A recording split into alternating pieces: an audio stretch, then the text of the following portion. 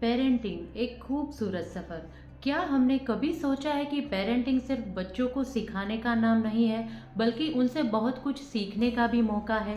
क्या हमने कभी सोचा है कि पेरेंटिंग एक वन वे रोड नहीं है? ये एक ऐसी सेक्रेड पार्टनरशिप है जिसमें पेरेंट्स और बच्चे दोनों साथ में ग्रो करते हैं। चलिए आज बात करते हैं कि कैसे अपने पेरेंटिंग के नज़रिए को बदलकर एक बेहतरीन कनेक्शन बनाया जा सकता है। सबसे पहले आता है don't compare your child with anyone. जी हाँ, सबसे पहले हमें समझना है कि बच्चे एक अनोखी पहचान लेकर आते हैं, so we should not compare it with anyone.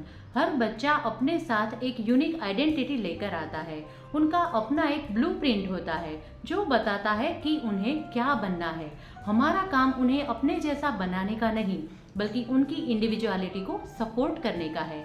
अक्सर हम यही गलती कर देते हैं, हम जैसे हैं वैसे ही हमारे बच्चे को भी बनाना चाहते हैं। सोचिए, अगर हमारा बच्चा एक मेसी ड्राइंग बनाता है और हम उसमें से गलतियां निकालने की बजाय उसकी क्रिएटिविटी की तारीफ करें तो क्या होगा? एक छोटी सी तारीफ उनका सेल्फ कॉन्फिडेंस बढ़ा सकती है। नंबर 2, पेरेंट्स की एक्सपेक्टेशंस और ईगो। कई बार हम अपनी ड्रीम्स और एक्सपेक्टेशंस बच्चों पर थोपने लगते हैं। अगर हम एकेडमिक्स में अच्छे थे तो हम अपने बच्चों से भी वही उम्मीद करते हैं। अगर हमने फाइनेंशियल स्ट्रगल्स देखी है तो हम उनके करियर को लेकर ज़्यादा चिंतित रहते हैं। लेकिन सोचिए, क्या हम अपने बच्चों को उनकी ओन डेस्टिनी जीने दे रहे हैं या उनकी स्टोरी हम खुद लिख रहे हैं? सच में पेरेंटिंग का मतलब है कि हम अपने ईगो को साइड में रखकर उन्हें उनके रास्ते पर चलने दें। नंबर 3, बच्चों की भावनाओं को सुनना। बच्चों की बातें सुनना सिर्फ उनके शब्दों को सुनना नहीं, बल्कि उनकी इमोशंस को समझना है।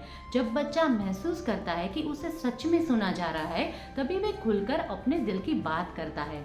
फॉर एग्जाम्पल, अगर हमारा बच्चा गुस्से में कुछ बोल रहा है तो उसे रोकने के बजाय कहे, मुझे पता है कि तुम अपसेट हो, क्या तुम मुझसे बात करना चाहोगे?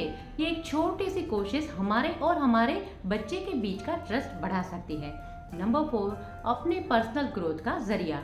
पेरेंटिंग सिर्फ बच्चों को बदलने का जरिया नहीं है, बल्कि खुद को समझने का भी पाथ है। बच्चे हमारे लिए मिरर की तरह होते हैं जो हमारी कमजोरियां और अनरिजॉल्व इमोशंस को दिखाते हैं। अगर हमारा बच्चा मैसी है और हम उस पर गुस्सा करते हैं तो सोचिए, क्या ये केवल सिर्फ मैस का मुद्दा है या कंट्रोल खोने का डर? सेल्फ अवेयरनेस के जरिए हम अपनी इनसिक्योरिटीज को समझ सकते हैं और बच्चों पर प्रोजेक्ट करने से बच सकते हैं। नंबर 5, परफेक्शन को भूलना। परफेक्ट पेरेंटिंग एक मिथ है। न कोई पेरेंट परफेक्ट होता है और न कोई बच्चा। परफेक्शन के पीछे भागने की बजाय अपनी मिस्टेक्स को स्वीकार करना और उनसे सीखना ज़्यादा ज़रूरी है। जब हम ऑथेंटिक होते हैं तो हमारे बच्चे भी वही सीखते हैं। Number 6, safe and nurturing environment.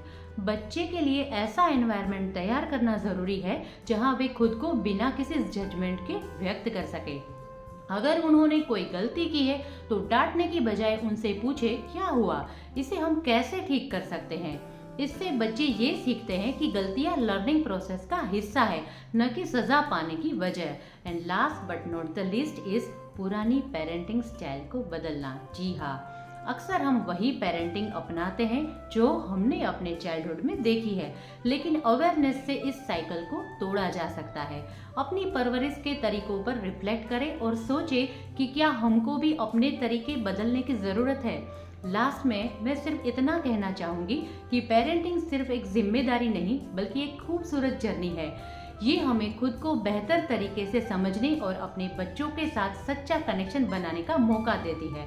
बच्चों के साथ अपने रिश्ते को गहराई दें और हर दिन उनसे कुछ नया सीखने का प्रयास करें। तो आपका इस बारे में क्या ख्याल है?